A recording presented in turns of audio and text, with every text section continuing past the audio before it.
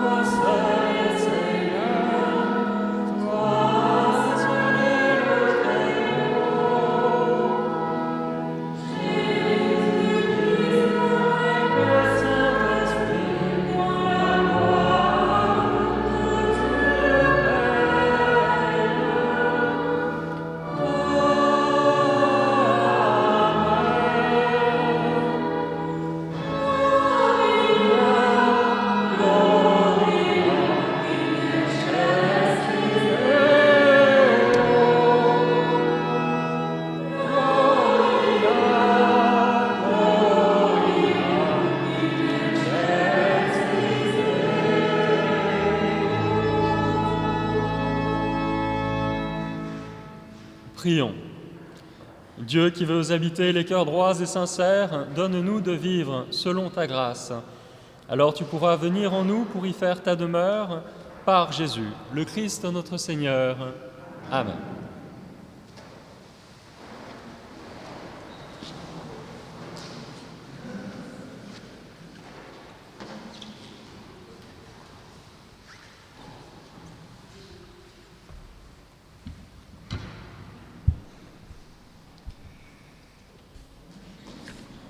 Lecture du livre des Lévites.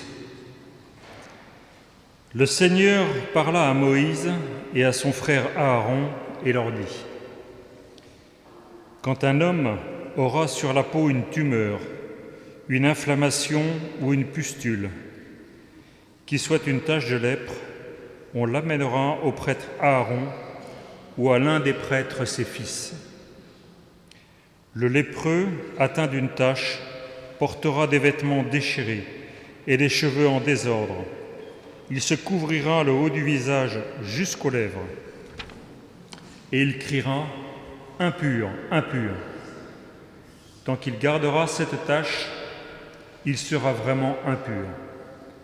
C'est pourquoi il habitera à l'écart, son habitation sera hors du camp. Parole du Seigneur.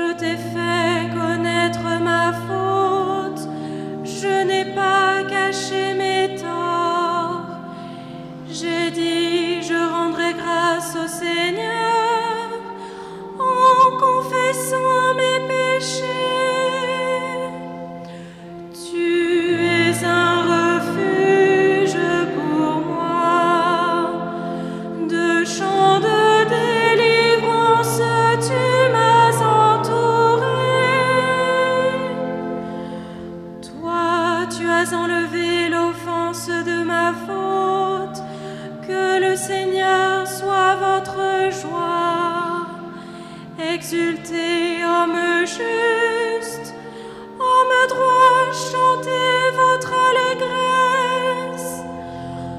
Tu es un refuge pour moi, de chants de délivrance tu m'as entouré.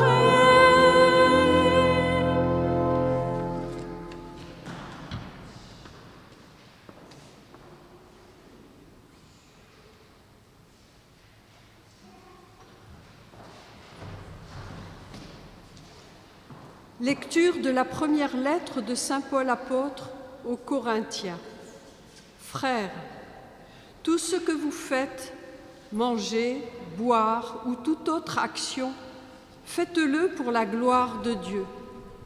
Ne soyez un obstacle pour personne, ni pour les Juifs, ni pour les païens, ni pour l'Église de Dieu.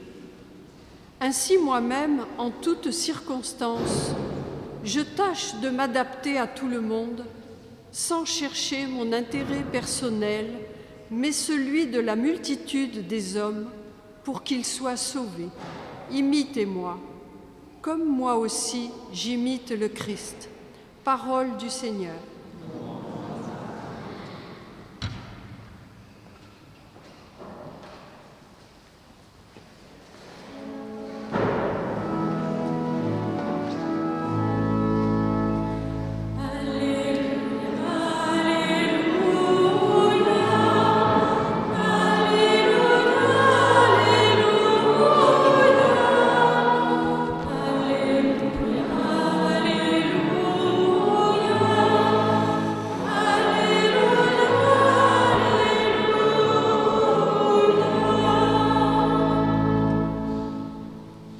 Un grand prophète se levait parmi nous, et Dieu a visité son peuple.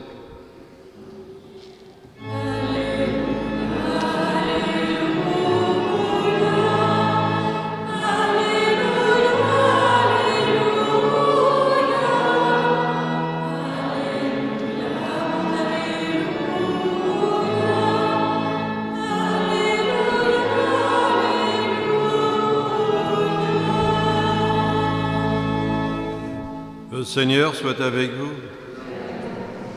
Évangile de Jésus-Christ selon saint Marc. En ce temps-là, un lépreux vint auprès de Jésus.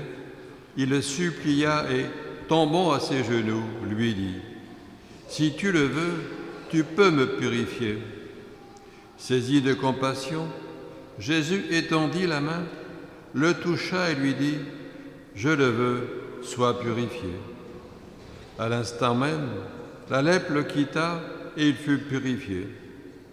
Avec fermeté, Jésus le renvoya aussitôt en lui disant : « Attention, ne dis rien à personne, mais va te montrer au prêtre et donne pour ta purification ce que Moïse a prescrit dans la loi.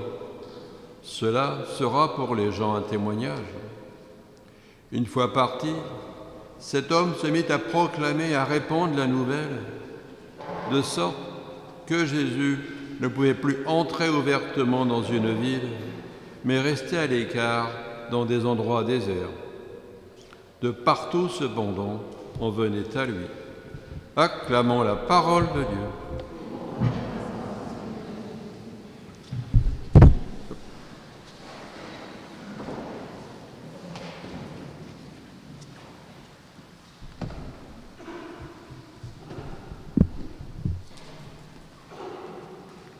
Jésus guérit un lépreux. La lèpre, c'est une maladie terrible, une affection cutanée qui attaque les chairs et les extrémités nerveuses du corps. Parmi toutes les maladies, on lui a réservé pendant longtemps un statut particulier à la lèpre. Elle est associée à la sphère religieuse et au péché. Petite précision de vocabulaire, dans la Bible, on ne guérit pas de la lèpre, mais on en est purifié. Ça en dit long sur la perception de la lèpre au temps de Jésus. La lèpre est considérée comme un châtiment divin. Le lépreux est frappé d'une double peine, il est malade et en plus il est considéré comme un paria. Alors comment expliquer le statut hors norme de cette maladie ? Alors d'abord, elle excommunie le malade de la communauté des croyants. Le péché représente aussi une certaine contagiosité comme la lèpre. La lèpre déforme le visage, elle est repoussante, hideuse comme le péché. Et enfin, la lèpre est fatale comme le péché mortel.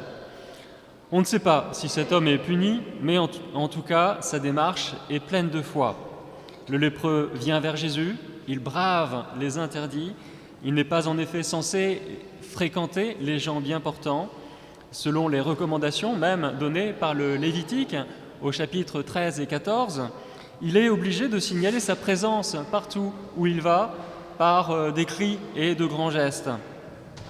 En tout cas, ce qu'on peut dire, c'est qu'il n'a pas l'air d'être trop loin de Dieu. Au contraire, il est humble et très respectueux.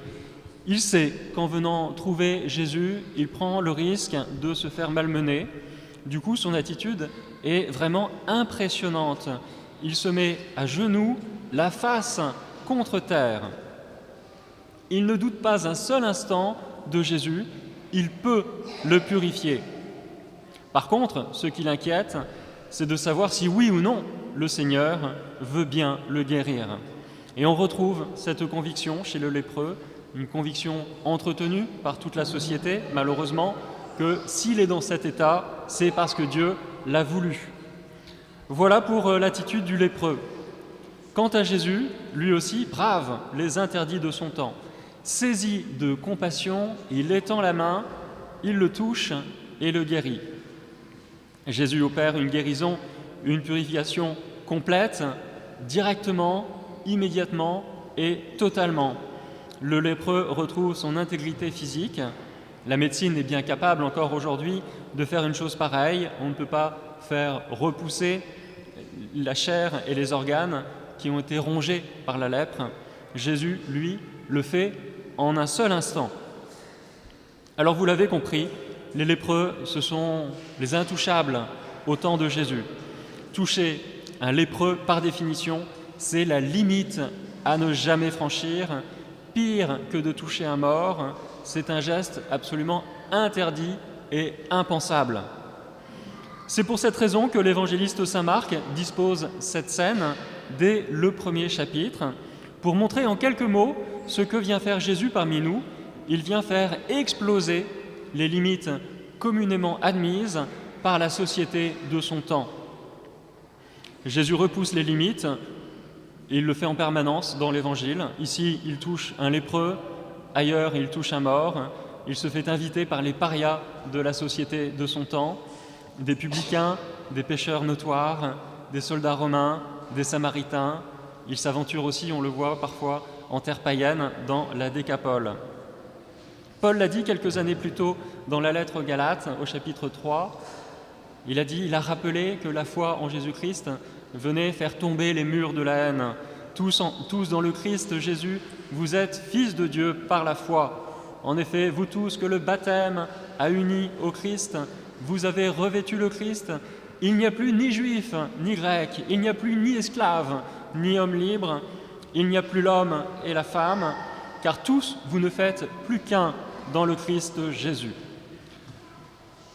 On ne s'en rend peut-être pas bien compte, mais l'Évangile dans le monde de l'époque a fait l'effet d'un boulet de canon qui a renversé les murs et les cloisonnements de l'époque.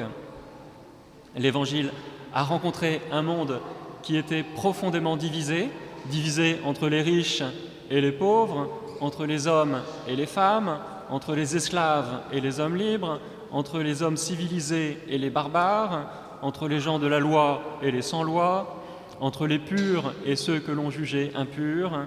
Et la foi a mis tout le monde d'accord sur un pied d'égalité. Plus rien ne pouvait nous empêcher de nous sentir frères les uns avec les autres, parce que nous étions tous enfants d'un même Père. Aussi bien, cette question de limite, c'est une question qu'on peut se poser encore aujourd'hui. Quels sont les cloisonnements dans notre société? Où sont les nouveaux murs de la haine? Alors on pourrait en trouver de nouveaux par rapport à l'époque de Jésus. Il y a des catégories nouvelles introduites par des sociologues. Il y a par exemple les habitants mondialisés des grandes métropoles et les habitants des périphéries. Les gilets jaunes, si vous voulez. Il y a les jeunes et les moins jeunes, ceux qui sont nés d'un côté et de l'autre de la Méditerranée. Et personnellement, autre question que nous devons nous poser, c'est comment nous nous situons par rapport à ces limites. Est-ce que nous savons, nous aussi, comme Jésus dans l'Évangile, nous aventurer au-delà de notre zone de confort et de notre milieu socio-professionnel? En conclusion, je voudrais dire attention à ne pas se laisser enfermer dans nos gestes barrières, nos masques et nos attitudes de distanciation. Soyons prudents, c'est sûr. Soyons prudents, mais essayons aussi, d'une façon ou d'une autre, comme nous y invite Jésus dans l'Évangile, d'aller au-delà des limites communément admises pour nous rendre solidaires de tout homme blessé dans son esprit ou dans sa chair.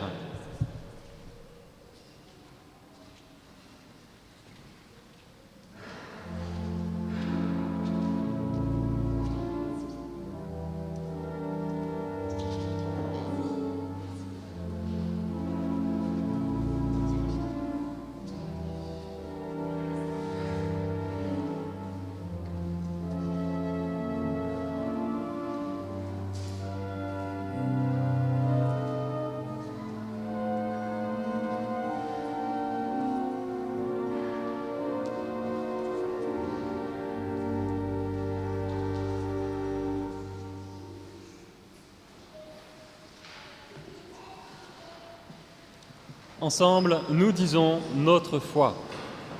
Je crois en Dieu, le Père Tout-Puissant, Créateur du ciel et de la terre, et en Jésus-Christ, son Fils unique, notre Seigneur, qui a été conçu du Saint-Esprit, est né de la Vierge Marie, a souffert sous Ponce Pilate, a été crucifié, est mort et a été enseveli, est descendu aux enfers, le troisième jour est ressuscité des morts, est monté aux cieux, est assis à la droite de Dieu, le Père Tout-Puissant, d'où il viendra juger les vivants et les morts. Je crois en l'Esprit Saint, à la Sainte Église catholique, à la communion des saints, à la rémission des péchés, à la résurrection de la chair, à la vie éternelle. Amen. Nous faisons monter vers le Seigneur notre prière unanime.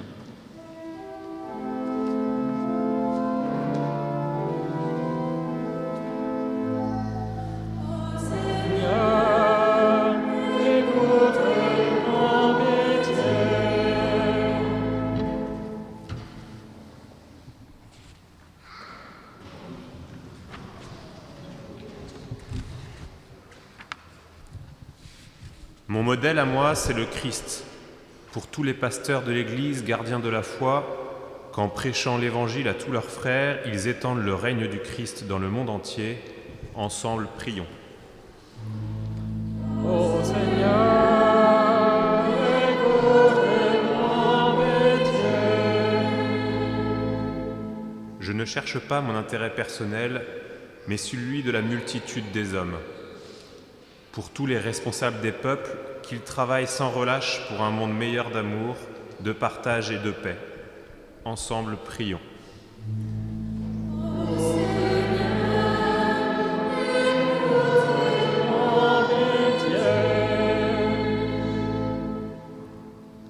Un lépreux vient le trouver pour tous ceux qui souffrent, qui soient éclairés et réconfortés par la charité et la foi des chrétiens. Ensemble, prions. Ô Seigneur, écoute mon métier. Tout ce que vous faites, faites-le pour la gloire de Dieu. Pour nous tous ici rassemblés, que chacun de nous soit dans sa vie de tous les jours témoin et artisan de la paix qui vient de Dieu. Ensemble, prions. Ô Seigneur,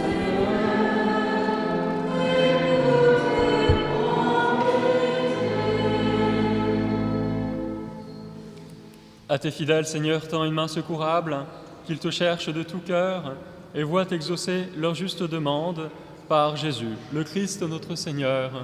Amen.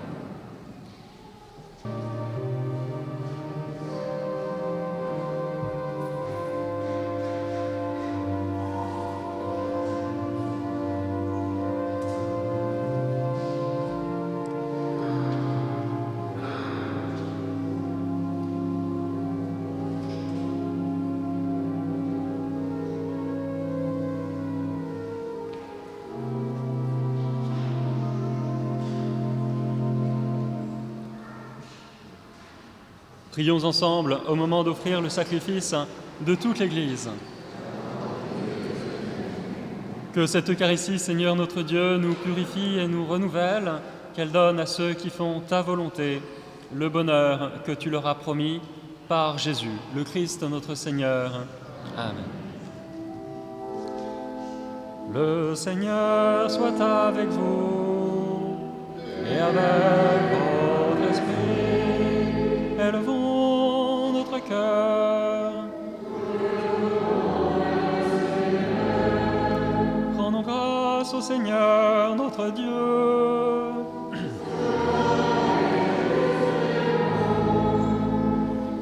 Vraiment, il est juste et bon de te rendre gloire, de t'offrir notre action de grâce, toujours et en tout lieu.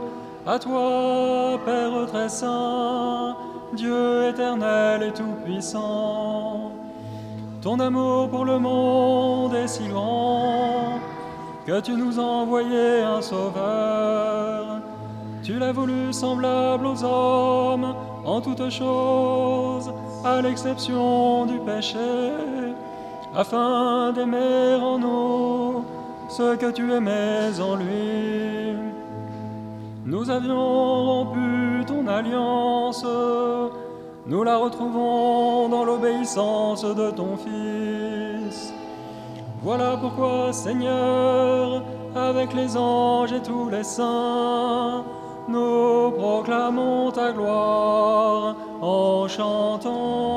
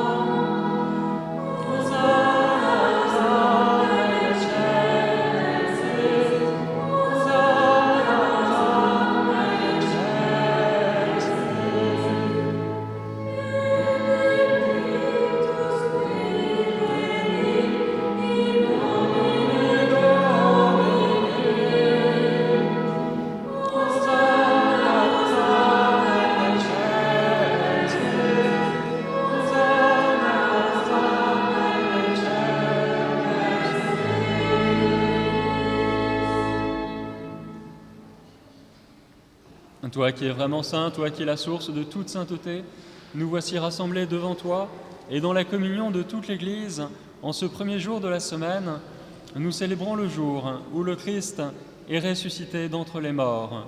Par lui que tu as élevé à ta droite, Dieu notre Père, nous te prions.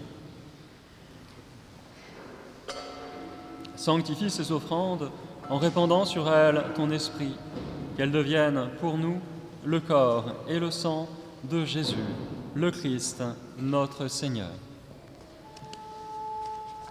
Au moment d'être livré et d'entrer librement dans sa passion, il prit le pain, il rendit grâce, il le rompit et le donna à ses disciples en disant: Prenez et mangez-en tous, ceci est mon corps livré pour vous.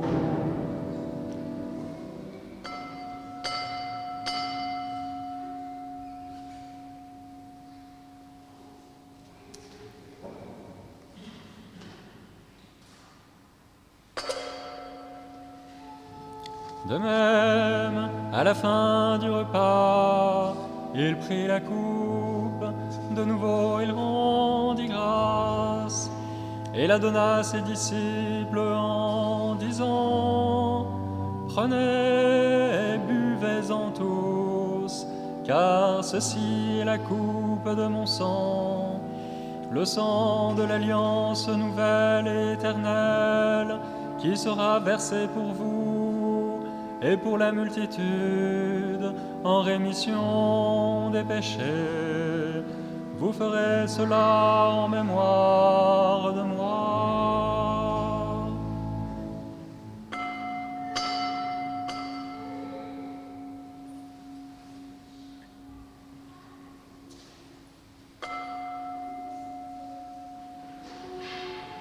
Il est grand le mystère de la foi. Nous proclamons ta mort, Seigneur Jésus. Nous célébrons ta résurrection. Nous attendons ta venue dans la gloire.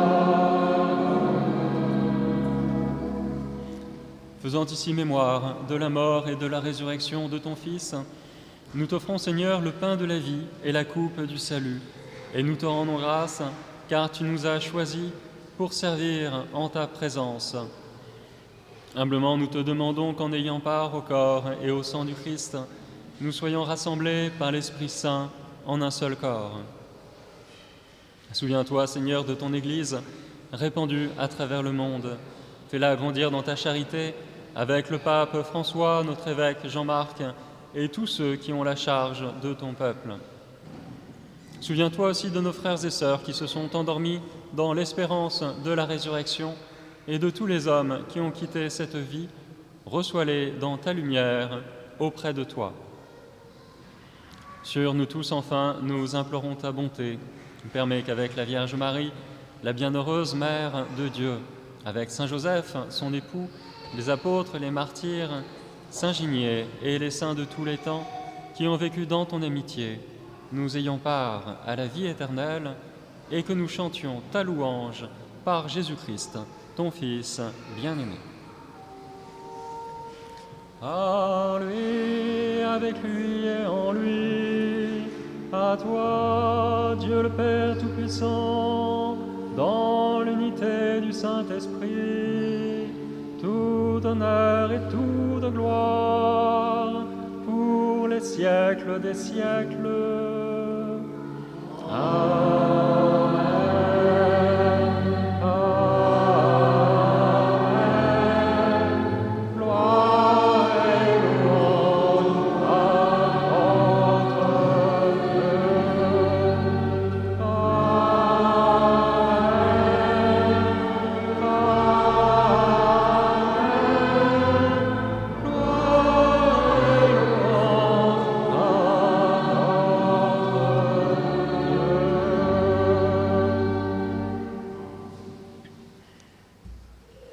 Unis dans un même esprit, nous pouvons dire avec confiance la prière que nous avons reçue de notre Sauveur. Notre Père, qui es aux cieux, que ton nom soit sanctifié, que ton règne vienne,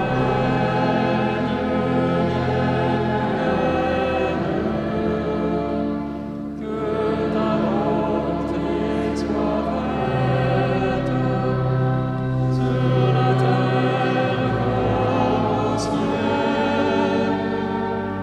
Donne-nous aujourd'hui notre pain de ce jour.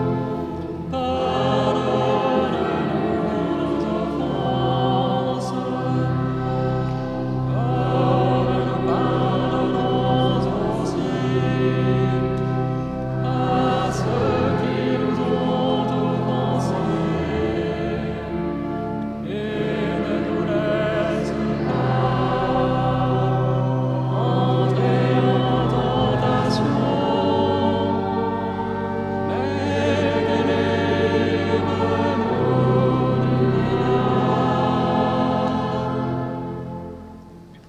Délivre-nous de tout mal, Seigneur, et donne la paix à notre temps. Par ta miséricorde, libère-nous du péché, rassure-nous devant les épreuves en cette vie, où nous espérons le bonheur que tu promets et l'avènement de Jésus-Christ, notre Sauveur. Appartiennent le règne, la puissance et la gloire pour les siècles des siècles. Seigneur Jésus-Christ, tu as dit à tes apôtres, « Je vous laisse la paix, je vous donne ma paix. Ne regarde pas nos péchés, mais la foi de ton Église. Pour que ta volonté s'accomplisse, donne-lui toujours cette paix et conduis-la vers l'unité parfaite, toi qui vis et règnes pour les siècles des siècles. Amen. Que la paix du Seigneur soit toujours avec vous.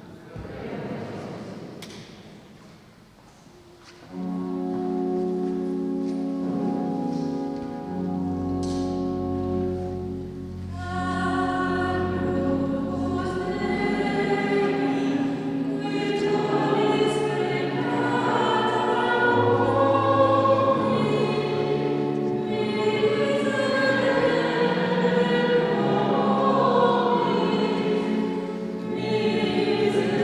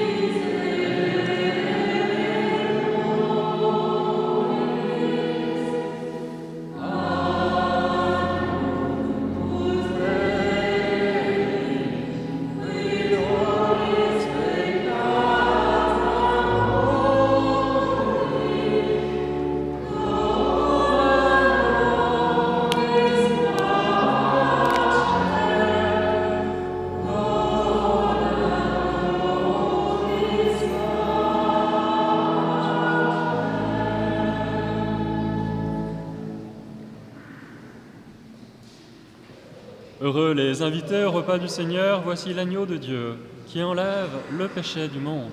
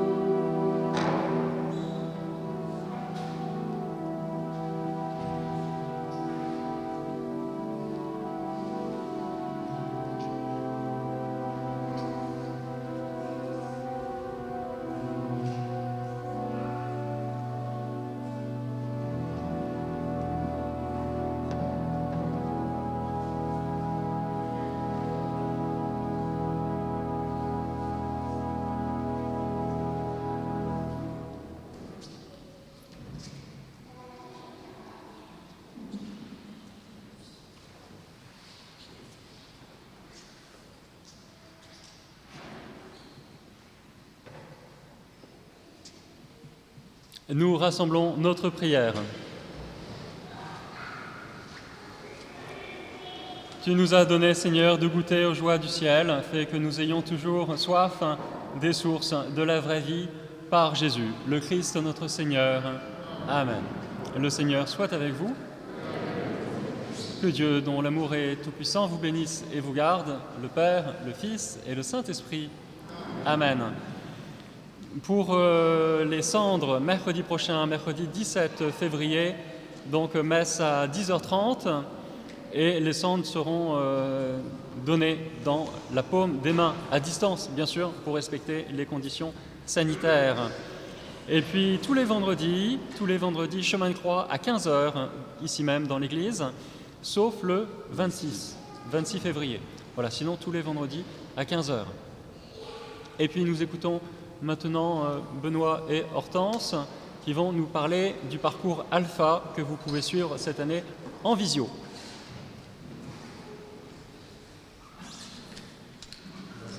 Le nouveau parcours Alpha en ligne débute le 10 mars et nous souhaitons vous le présenter rapidement. Alors, qu'est-ce que c'est que le parcours Alpha? C'est une découverte et redécouverte des fondamentaux de la foi chrétienne. C'est un parcours individuel qui s'adresse à tous. Il répond à beaucoup de questions, comme par exemple qui est Dieu, pourquoi la souffrance, pourquoi prier, comment l'Esprit Saint agit chaque jour dans nos vies et des tas d'autres questions. Il y a de très beaux moments d'échange et d'amitié. C'est un parcours qui permet de ne pas se sentir isolé en Église. Alors comment ça se passe? Alors le parcours c'est 10 réunions en visio d'1 heure, à raison d'une réunion par semaine, le soir en général vers 20h30. Pour ça il faut avoir un ordinateur, une tablette, mais ça marche aussi sur le téléphone portable. Et si vous avez des problèmes, l'assistance technique est prévue. Alors la réunion de lancement a lieu le 10 mars à 20h30, puis ensuite vous serez en petit groupe avec un groupe d'accompagnateurs. Pour s'inscrire, c'est très simple. À la fin de la messe, ce petit tract sur lequel il y a une adresse mail et un numéro de téléphone. Voilà, l'importance que nous venons terminer le parcours en visio, donc nous serons à la sortie. Bien sûr, vous distribuez le tract, également on va échanger et vous faire part de notre expérience. Merci. Et je crois qu'il y a aussi plusieurs couples de la paroisse qui se sont inscrits à Aime ton couple. Voilà, donc pour une prochaine fois, on en parlera. Allez, dans la paix de Christ. Nous rendons grâce à Dieu. Bon dimanche et bonne semaine.